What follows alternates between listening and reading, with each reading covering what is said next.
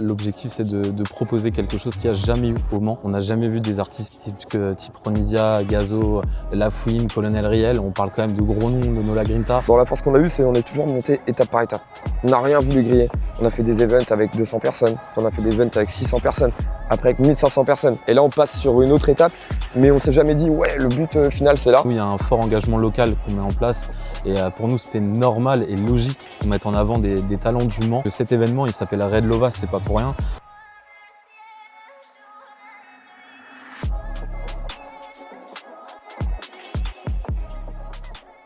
Bienvenue chez Armo Club, l'espace des artistes entrepreneurs du Mans.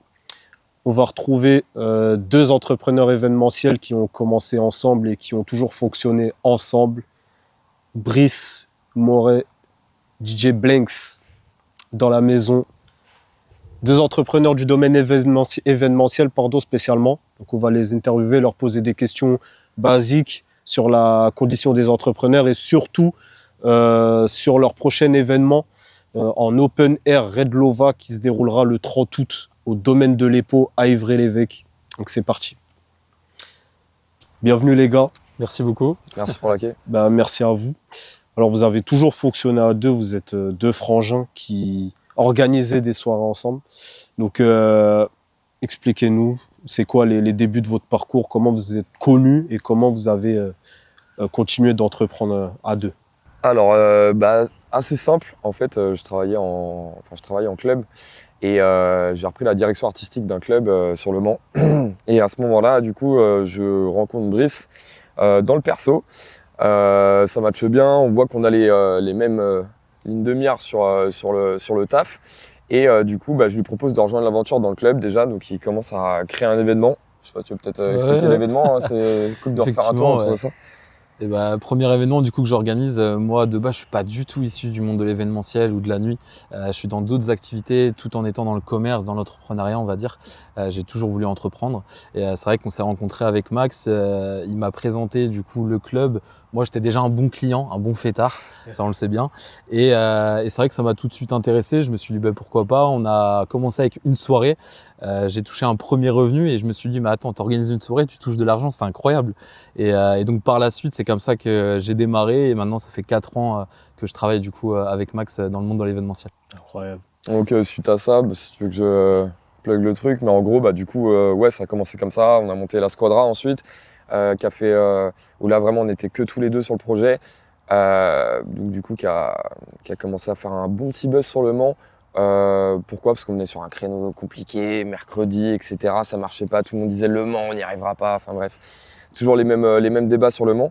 Et du coup, ensuite, on a créé d'autres événements pour arriver sur celui-ci, du coup. Vous êtes littéralement en train de foutre le bordel dans la ville. Vous êtes en train de l'animer comme pas possible.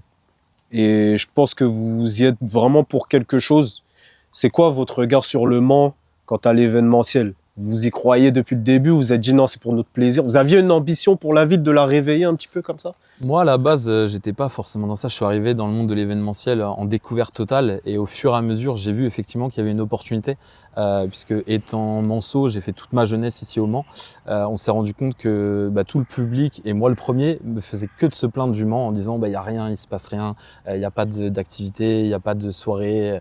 On se plaint souvent du Mans et l'idée c'était justement de pouvoir répondre à cette demande et de se dire attends, il y a une problématique, on va juste y répondre, on va organiser des choses pour les manceaux, mais avant tout qui nous plaisent à nous. Et ça c'était le premier objectif, c'est des événements qu'on fait, qui nous plaisent et qui nous parlent, et c'était vraiment l'objectif numéro 1 et on est content parce qu'on voit que ça suit, que les participants ils nous suivent depuis le jour 1, que ce soit les événements en boîte de nuit, dans les bars, à la Visitation, ou aujourd'hui du coup le Red Lova au domaine de l'Épau. On est vachement content de ça forcément. Carrément. Organiser des soirées à deux, enfin votre parcours à deux spécialement, comment vous organisez? C'est dur, il y en a un qui... Enfin, est-ce qu'il y a un mec, il est tout le temps à cheval, il est un peu chiant, on fait ça, mais l'autre il est un peu plus raisonné, mais non on peut pas faire ça. Comment vous organisez tous les deux? Alors sur le taf, vraiment dans l'effectif du taf, Brice s'occupe vraiment de faire en sorte que l'événement ait lieu. on va être honnête, c'est tout le côté organisationnel, administratif, négociation commerciale, relations clientèle. Et en fait ça c'est marrant parce que du coup là pour le coup, vis-à-vis de mon travail de DJ où je me mets vachement en avant. Moi, c'est plutôt dans les bacs, dans tout ce qui est préparation, c'est plutôt du coup artistique, communication. Donc sur les réseaux sociaux, le street market, le print et surtout le milieu artistique, ouais, c'est de mon côté. Mais du coup, on est complémentaires et je pense que c'est la force d'une association aussi. Et c'est ce qu'on a découvert, c'est que si t'es pas complémentaire, ça sert à rien de s'associer. Donc voilà. Et vous êtes donc amis de base. Complètement, ouais. de base, on était amis, on a fait quasiment tout le Covid ensemble à faire des bonnes petites soirées ensemble. Et au fur et à mesure, il y a eu une alchimie et une connexion, puisqu'on a toujours eu cette ambition et cette volonté de vouloir de grandes choses et de croire en nos rêves. Ça, c'est le message qu'on veut passer, c'est que peu importe d'où tu viens, peu importe ton origine, ta couleur de peau, quoi que ce soit, tu peux y arriver dans la vie et tu dois croire en toi. Et nous, on croit en nous, donc c'est pour ça qu'on se lève tous les matins pour se battre pour notamment ce projet-là. Mais on a toujours eu cette vision commune de se dire que tout est possible. Tout est réalisable dans la vie. Il faut juste croire en soi, mettre les moyens. Ça demande beaucoup d'énergie, mais si on sait pourquoi on le fait, il n'y a pas de raison que ça fonctionne pas. C'est clair. On va aller en profondeur sur Redlova. Votre premier gros événement, enfin à cette envergure-là. Vous aviez déjà fait de gros événements auparavant, mais là c'est le plus gros. À quoi on pourra s'attendre, clairement? Bah, comme tu l'as dit, ouais, là, on passe un step. C'est un gros défi pour nous. On parle quand même de grosse notoriété sur l'affiche, sur le line-up. Donc, c'est une gestion différente, que ce soit avec les médias, que ce soit avec toute la prod artistique. Et sur l'attente du public aussi. Et à quoi on peut s'attendre? Bah, justement, un gros event, comme tu l'as souligné. Et beaucoup de plaisir aussi pour nous. En fait, là, la réalité, c'est que pour nous, c'est l'aboutissement d'un commencement. C'est-à-dire qu'on s'est dit, OK, on a fait des événements jusque-là où c'était cool, on s'y plaisait, on a toujours kiffé ce qu'on faisait. Et je pense que, comme tu le disais tout à l'heure, nous, c'est notre ADN. C'est de faire des choses qu'on aime et qu'on maîtrise et pas partir dans des secteurs qu'on ne maîtrise pas. Et là, du coup, le but, c'est de transmettre le plaisir qu'on a à organiser cet événement et qui se ressente le jour même. Concrètement, l'objectif, c'est de proposer quelque chose qu'il n'y a jamais eu au Mans. On n'a jamais vu des artistes type Ronisia, Gazo, Lafouine, Colonel Riel. On parle quand même de gros noms, de Nola Grinta, des noms qu'on verra peut-être jamais au Mans. L'idée, c'était justement de proposer quelque chose d'artistique, de nouveau, et de le faire en réunissant donc 5000 personnes. Donc c'est un gros événement pour nous. On n'a pas l'habitude de voir ce genre d'artistes au Mans. J'ai la chance du coup d'avoir Max qui travaille dans la nuit, donc forcément qui est assez proche des DJ. Des bookers, etc. Donc on a pu être en lien avec des gros noms type Gazo, Ronisia, Nonola Grinta, etc. Et l'idée, c'est de faire cette proposition aux participants, puisque nous, c'est un line-up qui nous plaît et on sait qu'on avait une demande sur le côté urbain. Et on est aujourd'hui content de pouvoir proposer ça sur le Mans le 30 août prochain. C'est quoi le plus chiant à mettre en place dans un événement d'une telle envergure? Le plus galère, c'est justement, je pense, en réalité, le plus galère, ça a été, en vrai, ça va. C'est sur le côté artistique et c'est des choses qu'on maîtrisait déjà vraiment bien jusque-là. Et en tout cas, on avait déjà un regard à 360 assez global sur ce qu'il fallait faire là-dessus. Là, clairement, on apprend plein de choses. Et surtout, Brice qui s'occupe du coup de toute la partie administrative organisationnelle. Ouais, je dirais que c'est cette partie-là, toute la partie législation, où il y a beaucoup d'accréditations, d'accords à avoir. C'est des process qui mettent énormément de temps. Ça fait plus de 2 ans qu'on travaille sur ce projet-là. Donc on se rend compte que c'est que pour une seule date. Mais c'est comme un mariage. Tu passes 6 mois, 8 mois, 1 an à préparer ton mariage pour un seul événement et tu veux qu'il se passe bien. C'est un peu la même chose, Redlova. C'est la question que j'allais vous poser. Combien de temps tu mets d'ailleurs, c'était 2 ans non-stop, j'imagine, du coup. Combien de temps tu mets derrière à organiser une soirée? En fait, dans les 2 ans, ça serait mentir que de dire qu'on a fait les horaires de travail qu'on fait actuellement pour préparer l'event. Ça a été un travail surtout de recherche au début. Qu'est-ce qui va plaire? Quel est le bon format? Le lieu. Donc encore merci au domaine de l'EPO d'ailleurs de nous accueillir le 30 août ici et à la commune d'Ivry-l'Évêque. Et derrière surtout, ça a été en fait de définir vraiment le projet. Une fois qu'on l'avait défini, c'était de comprendre exactement ce qu'on avait le droit de faire, ce qu'on n'avait pas le droit de faire et comment on pouvait l'articuler. Voilà. Ouais. Et en fait, derrière, ça a été en gros des moments de doute aussi. Parce que tu te dis, OK, on veut faire ça. Ah non, pas possible. OK, alors on se recreuse la tête, etc. Là, maintenant, on est dans l'effectif. En fait, on sait ce qu'il faut faire. Donc là, on bosse comme des oufs depuis une petite année pour faire en sorte vraiment que ça marche. Et là, on fait vraiment beaucoup d'heures. Beaucoup d'heures. Ouais. Mais avant, ça a été beaucoup de recherche. Donc, je dirais que c'est 2 ans de travail en effectif pur, une très très grosse année à être au bureau du lundi au dimanche et voilà, oublier quelques aspects de sa vie, on va dire. Donc, vous disiez que vous avez toujours, entre guillemets, rêvé, je pense, de faire un événement de telle Clairement. sorte. Ouais. Est-ce que au tout début de votre aventure, vous imaginiez arriver à ce stade-là, ou c'était vraiment par pur plaisir? Enfin, vous imaginez pas être à... J'attends ta réponse, ça m'intéresse. Pas forcément. C'était pas forcément le rêve dès le premier jour qu'on s'est rencontrés. Mais quand on a commencé les soirées, à la base, on fait ça pour le kiff. C'est vraiment pour le kiff. Preuve en est qu'on organisait des squadras où clairement on gagnait rien du tout sur ces événements-là. C'était vraiment pour réunir les morceaux ensemble. Et c'était vraiment cette idée de partage qu'on voulait mettre en avant. Et au fur et à mesure, on s'est rendu compte qu'il y avait un potentiel. Et forcément, créer ce genre d'événement, ça fait rêver, ça donne forcément envie. Au fur et à mesure, on se rend compte du travail que ça demande, mais on sait qu'on a les épaules pour le faire. Mais oui, forcément, c'est une satisfaction personnelle de se dire que demain, on vivra cet événement tous ensemble. Et en tout cas, oui, c'est un rêve qui se réalise. Après, j'allais dire, Day One, quand on a commencé à créer les events, pour moi, c'était pas un aboutissement. Là, ce qui est cool dans la force qu'on a eue, c'est qu'on est toujours monté étape par étape. On n'a rien voulu griller. On a fait des events avec 200 personnes, après on a fait des events avec 600 personnes, après avec 1500 personnes. Et là, on passe sur une autre étape, mais on s'est jamais dit, ouais, le but final, c'est là. Et donc, je pense que c'est ça qui est cool aussi. Ça nous a permis de passer étape par étape, gentiment, de griller aucune marche. Et du coup, par ce fait, je pense de rien laisser au hasard sur pas mal de choses. Surtout que là, franchement, le premier jour, on aurait voulu créer ça, on serait grillé direct. Cramé instantanément. Ouais, donc pas brûler les étapes. Ouais, C'est ça important, les franchement, petits si j'ai un à petits. conseil sur Ouais, les orgas, ouais, je suis bien d'accord. à l'échelle où on est actuellement, en étant humble, franchement, ouais, allez-y tranquille et ça va bien se passer, ouais. Mais qu'importe d'ailleurs l'activité, tu dois y aller étape par étape. Tu peux Ouais, pas demander je suis directement le Graal, peu importe ton métier. Toi, tu fais un métier aujourd'hui qui est très bien aussi. Et forcément, ça prend du temps, c'est des processus. Tu as dû apprendre des clair. techniques, comment t'exprimer, quel matos il faut, etc., quelle équipe il faut derrière toi. Et tout ça, c'est des processus qui sont avec le temps. Et il faut laisser le temps au temps. À partir du moment où tu as un rêve, tu as un objectif que tu dois aller chercher, mais il y a un chemin à accomplir et il faut l'accomplir étape par étape. Et c'est vrai que dans la génération où on est, pour faire une petite parenthèse, mais la génération où on est, tout le monde veut tout très vite. Et je trouve que tout le monde se tape une chute très vite aussi, malheureusement. Donc, Parce faut faire que gaffe à ça. nous, on voit le résultat. On voit que pour certains, ça va vite. On voit l'accomplissement des gens subitement, tu vois. Et on ne voit pas ce qu'il y a derrière au final. Ah ouais, c'est pas juste un visuel et 3-4 coups de fil, tu vois. Et c'est vrai qu'on peut croire ça, parce que, en fait, sur n'importe quel taf, je pense qu'on est les premiers à juger, déformer les choses et voir le truc. Mais ouais, non, c'est un gros taf derrière, on s'en plaint pas. Mais au contraire, on est content de le faire. Mais c'est vrai que, ouais, c'est pour ça que pour revenir sur la question de base, est-ce que dès le premier jour, on avait pensé à ça? Non, je pense qu'on a toujours avancé un peu à notre rythme, à se dire, ouais, qu'est-ce qu'on veut actuellement, qu'est-ce qu'on peut faire, avec les connexions qu'on a, qu'est-ce qu'on peut faire. Puis voilà. Mais vous n'aviez pas une vision à terme, genre. Ouais, On a forcément une vision long terme. Quand tu démarres un projet, tu as forcément un objectif final et tu souhaites s'y rapprocher.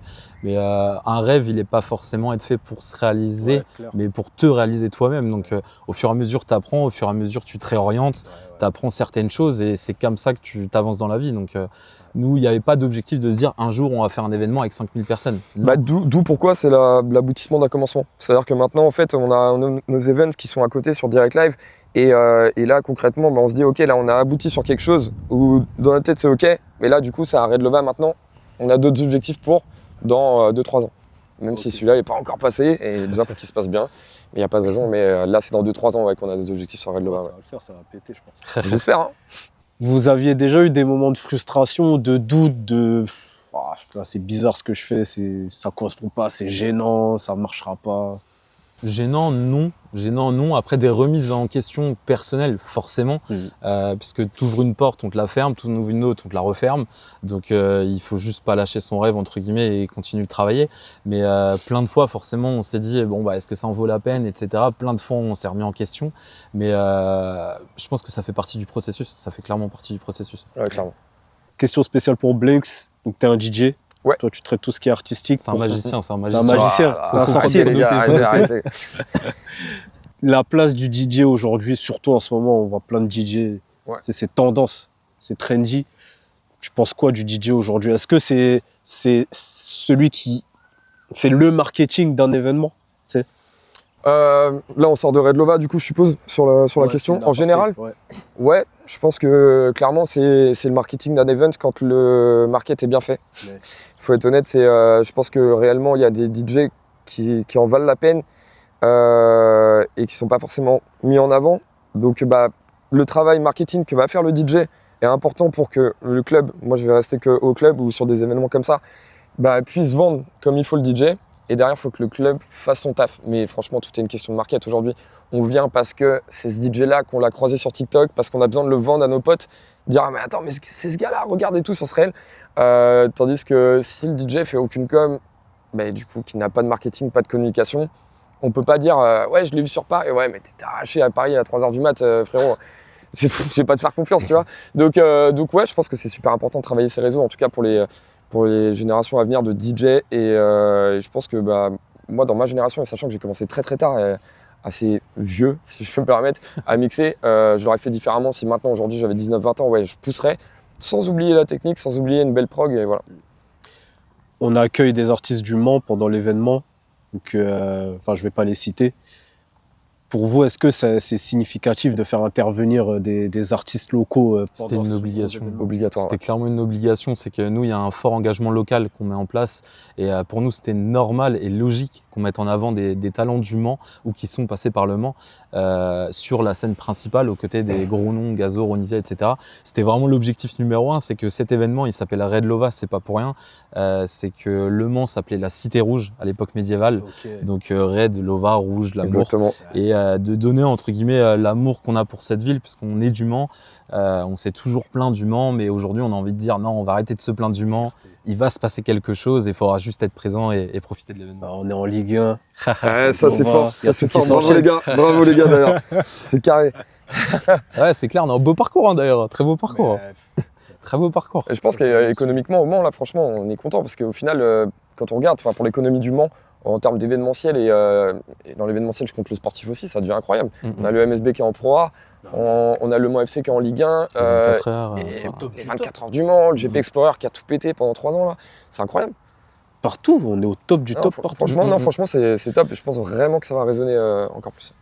On aura, tu sais, au niveau du périmètre d'accueil en termes de géographiquement, on accueille des gens, je suppose pas que de la ville, il y aura des gens un peu de partout. Non, on vise, en fait, très honnêtement, on a visé en premier lieu, bien sûr, la ville, surtout pour les premières vagues de tickets. C'était important pour nous parce que c'était des premières vagues qui étaient plus accessibles. Donc c'était cool pour nous d'essayer de remercier de cette façon-là, si je peux dire, la ville du Mans. Et là maintenant, ouais, les campagnes de com, elles partent sur les villes environnantes. J'irai pas jusqu'à dire Grand Ouest pour l'instant en tout cas, mais ouais, je pense qu'il y aura des gens de minimum 1 ou 2 heures qui vont venir, ouais. Par rapport au line-up. De Suisse aussi qui viennent quand même. Hein. De Suisse qui viennent. Voilà. Ouais. L'événement forcément il a résonné, donc tous les anciens Manceaux, on va dire, qui sont partis du Mans dans des villes aux alentours ou à l'étranger, c'est un événement qui plaît. C'est pendant les vacances scolaires, donc ça permet à tous de se retrouver, de se réunir pour cet événement. Et on est sur, si on peut donner des chiffres, sur quelle capacité d'accueil? Ouais, on peut totalement donner 5000 personnes. 5000 personnes, ouais, la capacité d'accueil 5000 personnes. Donc voilà. Incroyable. Ouais, on est content, ouais. Alors, est-ce que déjà au préalable, donc tu disais que tu étais un fêtard, que tu étais client, si tu te mets à la place par exemple d'un spectateur, à la base quand on organise des événements, est-ce qu'on est soi-même essentiellement fêtard? Est-ce qu'on est client de ce genre d'événement? Je pense que ça aide. C'est comme un bon entraîneur de football, il a forcément été joueur ou il a touché au ballon avant, donc c'est un peu la même chose. C'est pas forcément le bon exemple, mais oui, j'étais un peu fêtard de base, je vais pas mentir. Je suis quelqu'un qui aime la musique, je suis quelqu'un qui aime partager des moments avec mes amis, etc. Donc il y a toute cette culture, tout cet environnement qui a fait qu'aujourd'hui j'en suis là avec Max, qui m'a aussi quand même donné l'opportunité d'arriver dans ce milieu-là, qui est un milieu très fermé, très, d'un œil extérieur, on se dit comment ça se passe, on essaie de savoir un petit peu les bacs, comment on organise une soirée, comment tu deviens DJ. C'est un peu passionnant ce côté-là. Et moi, ça m'a permis du coup de découvrir tout ce monde-là. Et en vrai, c'est un super monde, mais ça demande du travail. C'est important, même dans le cadre de cet événement-là, d'avoir des relations. Est-ce que, comme tu dis que c'est un milieu fermé, est-ce qu'il faut être connecté à plein de gens? On ne peut pas venir de manière anodine comme ça? En fait, ouais, surtout quand c'est le premier événement. En fait, il faut arriver à ce que... Là, on parle de gros noms quand même qui sont mis sur le visuel. Et si on n'a pas de connexion, généralement, il y a aussi beaucoup de curieux dans ce milieu-là. Et indirectement, il faut qu'ils nous fassent confiance. Et donc, la confiance, ça s'acquiert par la confiance, un minimum d'une connexion ou d'une autre. Pas forcément de la personne visée, mais au moins, les gens se renseignent. Et ce qui est normal pour pas mettre ça sur n'importe quoi. Donc pas mettre le nom de leur artiste sur n'importe quelle affiche ou n'importe quel orga. Être sûr aussi que ça soit stable financièrement. Faut être honnête, les structures derrière, c'est important pour eux. Donc ouais, il faut un peu, je dirais pas faut non plus être mais patron de chaîne de radio ou je ne sais quoi, mais ouais, faut avoir mis un bon pied dedans déjà. Ok. C'est quoi la plus grande, on va dire la plus grande frayeur que vous pourriez avoir à l'égard de l'événement là? Genre un truc, faut surtout pas que ça se passe, faut surtout pas que ça arrive. La pluie. Ouais. La météo, ouais, La forcément, météo. c'est à partir du moment où tu organises des événements en extérieur, le principal risque, c'est ce qui est au-dessus de nous. C'est ça, on peut pas le contrôler. Encore moins quand c'est un événement qui est dans 5-6 mois. Quand on a commencé à travailler sur le projet, c'était quasiment dans 1 an. Donc, on est incapable de savoir la météo du 30 août prochain. Là, c'est le 30 août, bah ouais. C'est le loin. 30 août. Après, théoriquement, forcément, on fait des études, on regarde avec des météorologues, etc. On vérifie un petit peu quelle météo il peut y avoir ou non au Mans à cette date-là. On espère qu'il fera beau, mais c'est notre principale crainte, forcément, c'est qu'il fasse pas beau, quoi. Ouais, c'est clair. On est bientôt sold out sur l'événement. On est très très bien avancé. On est très très bien avancé. On déclarera quand il faudra déclarer. Non, on n'aime pas parler sans. Ça sert à rien de parler tant que c'est pas fait. Non, Donc, et puis tant mieux, le parce jour où qu'il on sera reste, sold out, il reste encore 3 mois. Si on serait sold out aujourd'hui, je pense qu'on ferait aussi pas mal de déçus. Donc ça pourrait être chiant. Je serais content. Ouais. Mais on se met aussi à la place des clients. Il y a les payes qui tombent. Et les temps sont pas toujours faciles en ce moment. C'est clair. On est les premiers aussi à le vivre. Donc voilà. Est-ce qu'on pourra, en cas de succès, je pense, Bon, ça une va bouteille être de un champagne, succès. avec plaisir. Avec plaisir. Avec plaisir. Ça et un renouvellement. Ouais, bien l'événement. sûr, l'idée L'édition de 2. Red Lova, c'est pas d'arriver en one shot et de repartir. L'idée, c'est vraiment de devenir un événement urbain à grande échelle et voir le plus grand événement urbain du Grand Ouest. Ok. C'est clairement l'objectif. Mhm. Donc, on a une vision à long terme et l'idée, c'est qu'on va travailler pour et on sait que ça va le faire parce que la première année, oui, effectivement, on va chercher 5000 personnes. L'idée, c'est que la seconde année, on aille chercher 10-15 000 personnes et que petit à petit, on aille gravir les échelons et pour atteindre nos objectifs. C'est quoi le plus important en termes de marketing pour l'événement? J'ai vu que, moi, ça m'est apparu d'un coup à la gueule comme ça. Tant mieux. La fille avec son micro. Ouais. Et du coup, les réseaux sociaux, est-ce que ça représente majoritairement Ça, c'est lui, ça. Est-ce que c'est Le le marketing de plan l'événement. média, est-ce qu'il tourne majoritairement autour des réseaux, Ouais. c'est ça? Ouais.